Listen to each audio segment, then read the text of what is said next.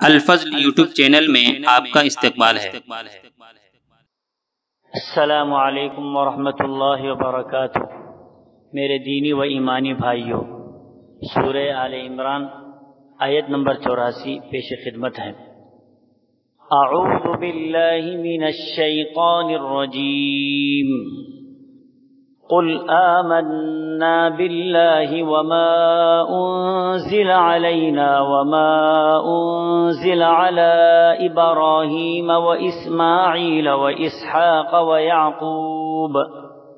ويعقوب والأسباط وما أوتي موسى وعيسى والنبيون من ربهم لا نفرق بين أحد منهم ونحن له مسلمون۔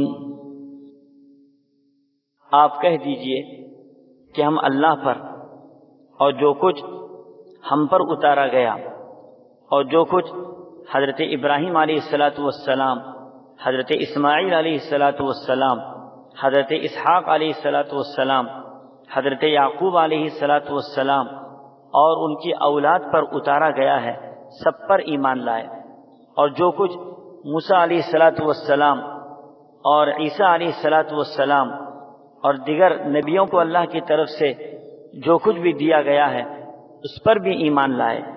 ہم ان میں سے کسی کے درمیان فرق نہیں کرتے اور ہم اللہ کے فرما بردار ہیں۔ دوستو، تمام نبیوں پر ایمان لانا ہر مسلمان کے لیے ضروری ہے کہ وہ نبی اپنے اپنے وقت میں اللہ کی طرف سے مبعوث تھے۔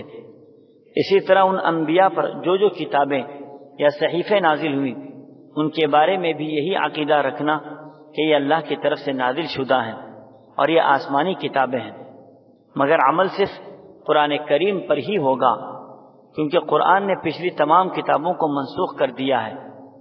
اس آیت میں چند مخصوص جلیل القدر انبیاء علیہ الصلاۃ والسلام کا تذکرہ کیا گیا ہے۔ حضرت ابراہیم علیہ الصلاۃ والسلام، حضرت اسماعیل علیہ الصلاۃ والسلام، حضرت اسحاق علیہ الصلاۃ والسلام اور حضرت یعقوب علیہ الصلاۃ والسلام۔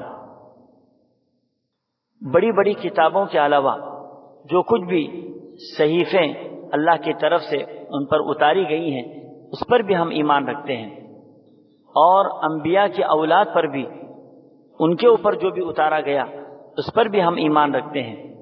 اس آیت میں اسباط کے معنی بنی اسرائیل کے قبائل ہیں جو حضرت یعقوب علیہ الصلاۃ والسلام کی نسل میں سے تھے۔